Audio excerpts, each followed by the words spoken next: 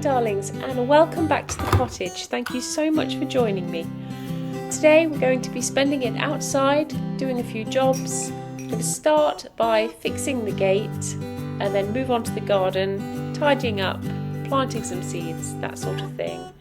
But it's always the perfect idea to start with a nice cup of tea.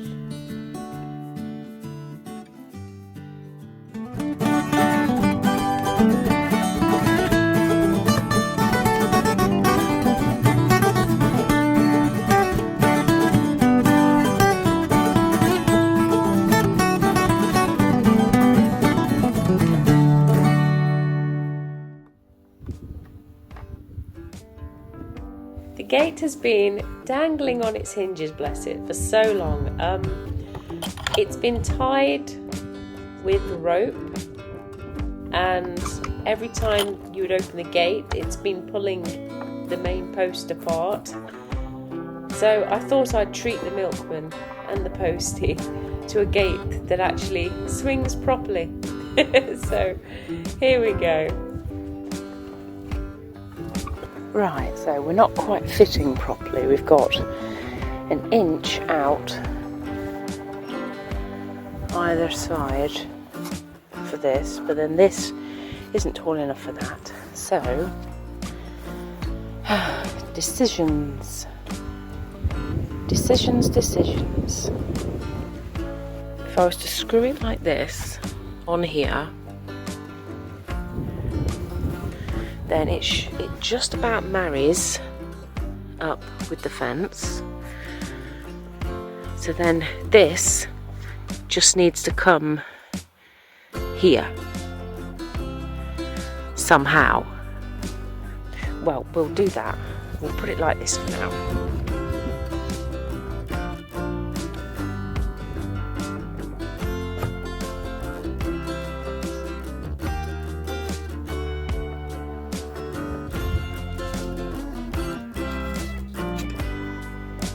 Just having a play, and look, it will fit.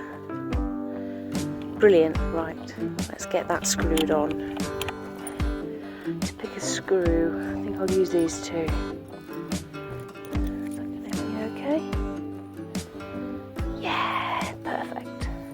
I'm as bad as Jack Warner, one of the Warner brothers, the eldest one. He used to go around the studio lot collecting old nails and screws from the sets. So even though you've got these like multi-gazillion pound films or whatever, he used to go around collecting the screws and nails because, you know, I'm not sure whether they grew up poor and he remembers that. It would make sense. But yeah, I'm just as bad with my old nails and screws. You never know when you're just going to need one and it'll be the perfect size.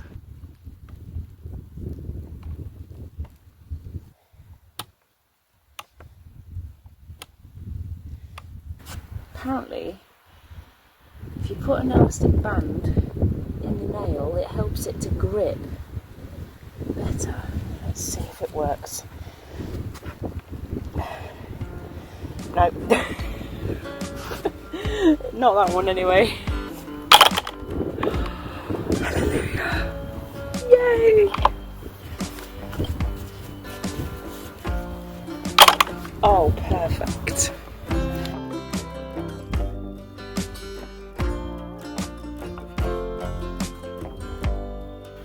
Probably shouldn't be doing this in the rain, but never mind. It needs doing.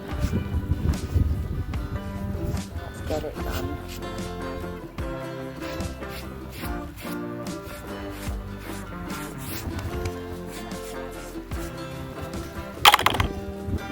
Right, it's starting to rain a bit now, so tea break.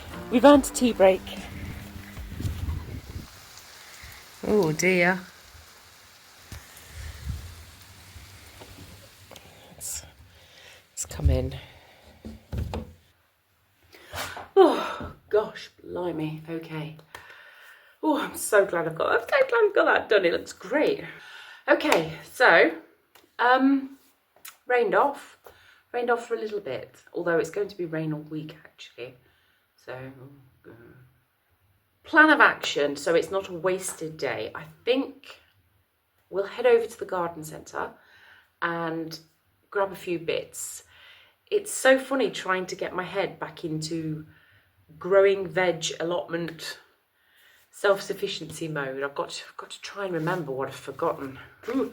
But I went to one of those book exchange telephone places the other day and I picked up this, which is a 1976 RHS book on vegetables.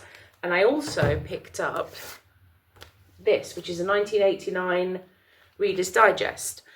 And it does everything except vegetables. So between the two of them, I'm good. Now this one has a to-do list such as that, and there's the November one. So it's things like lawn, debatable. I'm thinking everywhere where there's grass out the back, I'm going to just dig it over. Partly because I want to grow as much as possible, but mainly because it's so lumpy bumpy that I don't think you could run a lawnmower over it. Shrubs, I'm going to have to cut them back because they're starting to get a little bit out of hand, I think. Hedges, you see, the thing is, at the moment, because the garden was left to go to rack and ruin, I mean, you know, but I've got to try and sort of scrub it up just as best as I can at the moment. But really, I'm focusing on, in a way, it's part DIY, maintenance, repair, all that sort of stuff, and part trying to get my life and my lifestyle back on track as to what it was and should be. Like, I desperately want some chickens, I really do, but it's just not secure or ready for them yet. So it's like, bit by bit, I'll get there. The wood stains totally come off.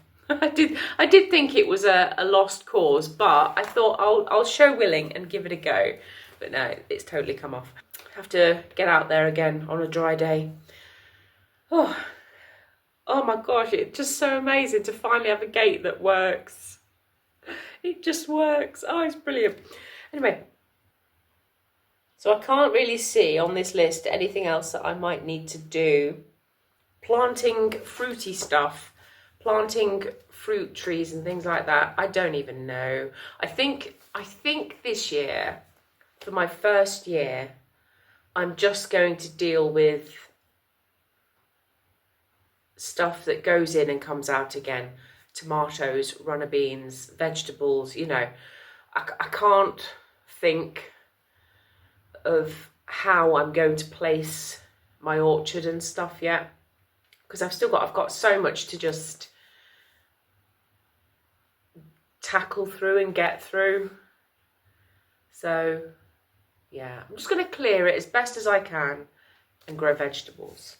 Now, it does say in here, for the first 2 weeks of November is the perfect time for putting in some, is it autumn sown broad beans. You can do garlic, soft or hard neck, peas you can do. I think it said the variety was Meteor, and broad beans are Aquadulce and Seville Long Pod. So it's starting to go in, it's wonderful. Yeah, so I think, so that we don't get a wasted afternoon, let's head over to the garden centre and see what we can find. Oh gosh, we're steaming up. Put this on. Oh, that's better.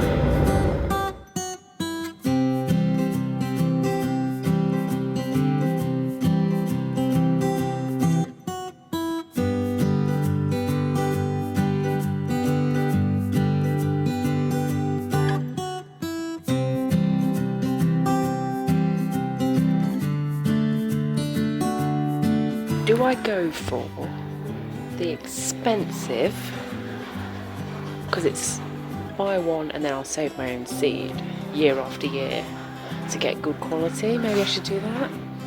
Or do I just go for cheap and cheerful in case the weather rots them and they don't work. Onions. Fothergill's is that, which looks about the same. And then there's Country Value. What are the options? Have they got Aqua Dolce? Right, they've only got the Sutton. Okay, right, well that answers that one then. Peas, beans, French beans, broad beans, Monica Bonniards, Aqua Dolce Claudia. I'm seed buying.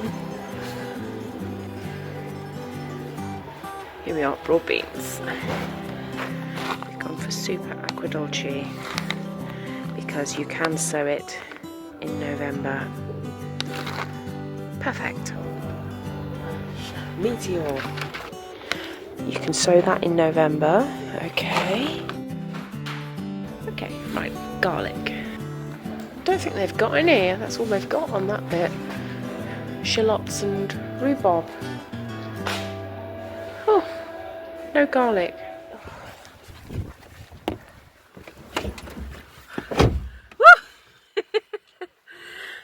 Bit lopsided. Oh my days. Right, there we are. I'm shopped out. So now I've got to decide. Oh blimey, get comfy.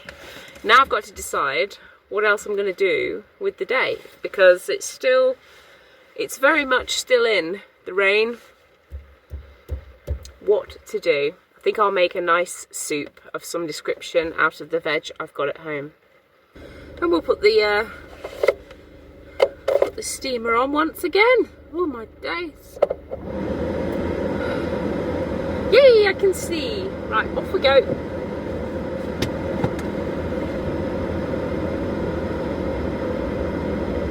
Beautiful colours on the trees. So nice this time of year, all the different colours. Orange, goldens, reds, purples. Ooh. Oh, and big puddles. I'd imagine there'll be 1 or 2 floods by the end of the week. Right, I've gathered my bits and bobs. We're making soup from the Eating for Victory book, and it is beetroot and cabbage soup. I'm playing fast and loose. I've got my lovely saucepan. Thank you, Gillian. That was a gift from her. I really like it. The round base and everything helps to stop the splatters and stuff. So perfect for soup making, or for, I guess, later on when we get into it, chutneys and pickles and jams and... First things first, I need to peel and grate the beetroot, and it gets quite messy, doesn't it, that job? So I need a plate. 1 pound of beetroot. Right, 1 pound there.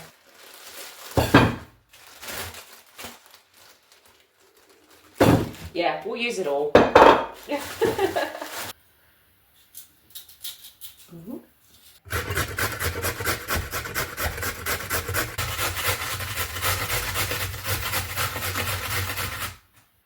Half a pound of shredded cabbage. Okay.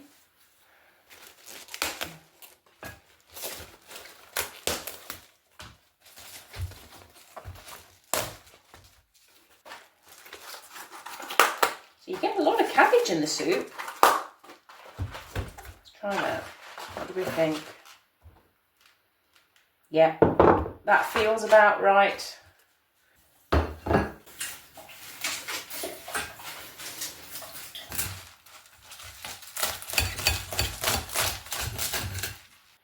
Add the cabbage and season well, adding the vinegar and cloves.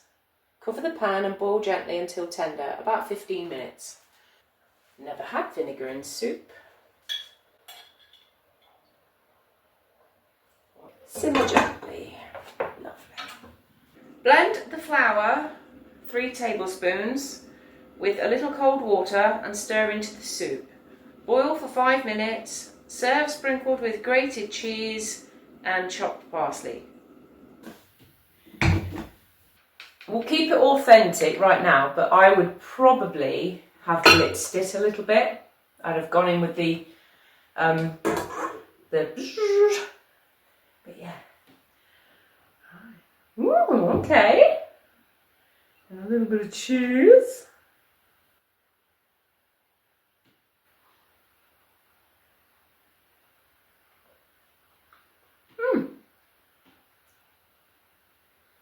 It's different. Maybe with a bit of bread.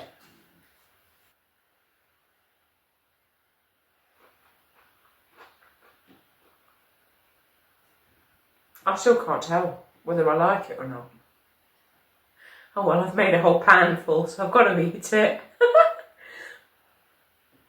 The cabbage and the cheese go well together. Where's the cheese? Give me some cheese.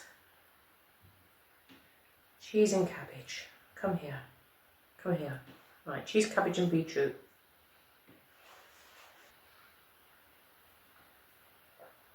The cheese just feels like snot. No.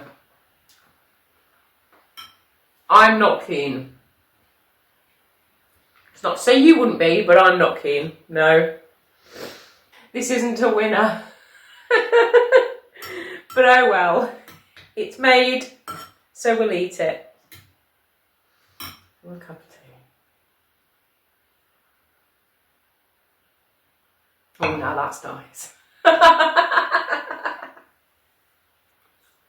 got to decide what to do after supper. Probably make it an early night. So if I can go down with the sun, wake up with the sun, because I think at this point in the year now, the days are starting to get really short for us on this side of the world. And you have to make every moment of it, don't you, really, as best as you can. You've got to really make the moments work. Set my alarm in the morning for sunrise, whenever that is. Probably about 7:30, something like that. My alarm is an air raid siren. I got that from Lydia. She was like, oh, my alarm's an air raid siren. I was like, what a good idea. So I wake up in the morning to an air raid. You know, of course I do. I daren't set it as my ringtone, but as my alarm, it's perfect psychology. Get up, there's an air raid.